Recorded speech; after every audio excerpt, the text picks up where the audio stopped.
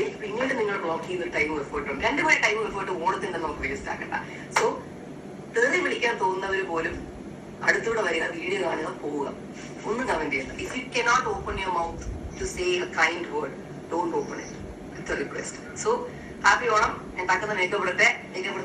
അപ്പോൾ ഇതാണ് ഞാനെന്നുള്ളൊരു വ്യക്തിനെ ഈ വീഡിയോ റിയാക്ഷൻ ചെയ്യാൻ വേണ്ടി പ്രേരിപ്പിച്ചത്. ഒരിക്കലും ഇവരുടെ വീഡിയോസിനും എല്ലാം എൻജോയ് ചെയ്തുകൊണ്ടിരുന്ന ഒരാളായിരുന്നു ഞാൻ. പക്ഷേ ഇതെനിക്ക് വളരെ വളരെ ഒരു മോശം റിയാക്ഷനായിട്ട് എനിക്ക് തോന്നി ദിയയുടെ സൈഡിൽ നിന്നുണ്ടായത്.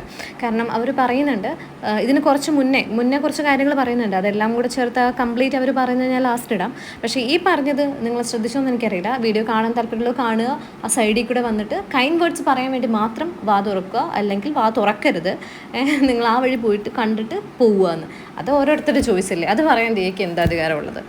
എന്താ അധികാരമുള്ളത്? ഒരു പബ്ലിക് പ്ലാറ്റ്ഫോമിൽ വന്ന് ഒരു വീഡിയോ ഇടുമ്പോൾ അതിന് റിയാക്ട് ചെയ്യുകയോ റിയാക്ട് ചെയ്യാതെ